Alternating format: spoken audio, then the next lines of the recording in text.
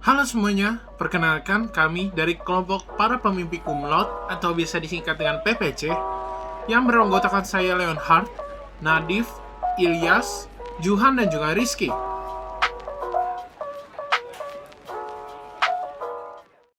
Nah, di video kali ini kami tidak hanya mempresentasikan apa hasil kerja kami, namun kami di sini ingin sharing atau berbagi pengalaman mengenai apa yang kami dapatkan dan apa yang kami angkat di dalam proses design thinking kali ini. Seperti kita ketahui bersama, pencemaran lingkungan semakin lama semakin tinggi. Banyak terobosan-terobosan yang telah dilakukan untuk mengurangi pencemaran ini. Salah satunya adalah penggunaan botol yang tidak hanya sekali pakai atau kita kenal dengan tumbler.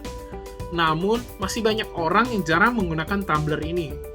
Kita melakukan tahapan empathize di sini untuk merasakan langsung apa penyebab mereka jarang menggunakan tumbler. Kami melakukan survei atau wawancara, baik itu melalui Google Form, wawancara secara langsung, maupun wawancara melalui media Zoom untuk mengetahui apa penyebabnya.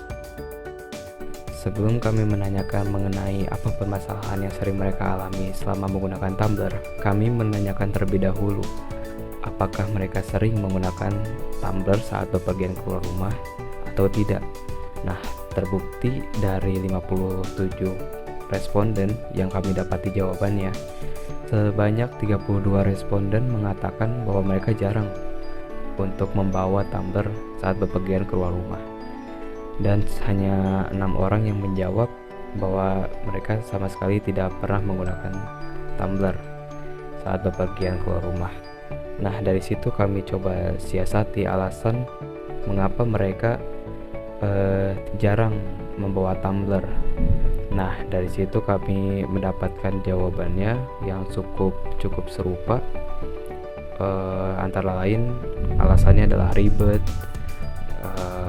terlalu memakan banyak tempat, berat, ukurannya yang besar, dan lain-lain.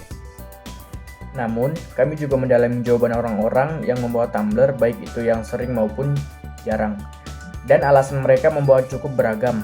Dan jawaban yang paling teratas ada 4, yakni lebih hemat, higienis, praktis, dan mengurangi sampah plastik untuk menjaga lingkungan tentunya. Kami menanyakan juga para responden ini biasanya membawa tumbler saat ngapain sih? Dan para responden banyak yang menjawab saat berolahraga, saat belajar, ada juga yang bekerja, dan nongkrong. Nah, tentunya untuk turut merasakan apa yang responden rasakan seperti pengertian empathize ini, kami menanyakan masalah yang biasa didapatkan ketika menggunakan tumbler. Dan setelah kami merangkumnya, kami menemukan beberapa permasalahan seperti hilang, mudah pecah, dan nantinya membuat bocor, tidak mampu menjaga suhu air di dalamnya, berat, serta menambah penyimpanan. Selain menanyakan seputar permasalahan yang biasa mereka alami, kami juga menanyakan preferensi tumbler yang biasa mereka gunakan, yang nantinya bisa dijadikan bahan pertimbangan bagi kami dalam merancang sebuah tumbler yang ideal, seperti rentang harga yang mayoritas responden menjawab berada di kisaran harga Rp50.000 hingga Rp100.000. Lalu ukuran tumbler yang mayoritas responden menjawab berada di kisaran ukuran 250 ml hingga 500 ml. Lalu, tampilan tumbler yang mayoritas responden cenderung lebih menyukai tampilan tumbler yang polos. Dan juga untuk mendapatkan kepuasan pelanggan, kami juga menanyakan apa fitur yang mereka harapkan ada dalam tumbler mereka. Responden menyatakan bahwa mereka menginginkan tumbler yang mampu menjaga dan mengatur suhu air, ringan, kuat, tahan lama, tidak memakan tempat, dan nyaman untuk dipegang. Nah, dari semua pertanyaan yang telah kami berikan kepada responden, lalu kami memetakannya dalam sebuah empathy map seperti ini. Empathy map ini terdiri dari 4 bagian, yaitu ada says, think, does, dan feel. Nah, teman-teman, udah lihat kan hasil dari tahapan empathize kami? Kelompok kami lalu melanjutkan ke tahap design thinking selanjutnya, yakni tahapan define. Define sendiri merupakan proses menyusun dan menafsirkan data-data yang telah diperoleh dengan tetap berfokus pada kepentingan pengguna. Di sini kami menafsirkan 4 permasalahan utama, yakni Yang pertama, bagaimana membuat tumbler yang tidak mudah bocor. Nah, yang kedua, bagaimana cara membuat tumbler yang mampu menjaga suhu dengan baik. Yang ketiga, bagaimana membuat tumbler yang dapat dengan mudah ditemukan ketika hilang.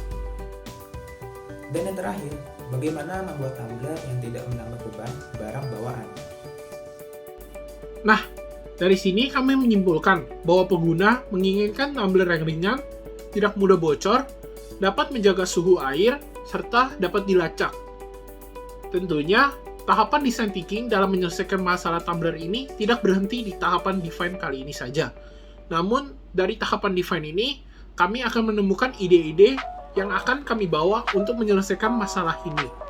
Sekian dari kami, sampai jumpa di video-video berikutnya.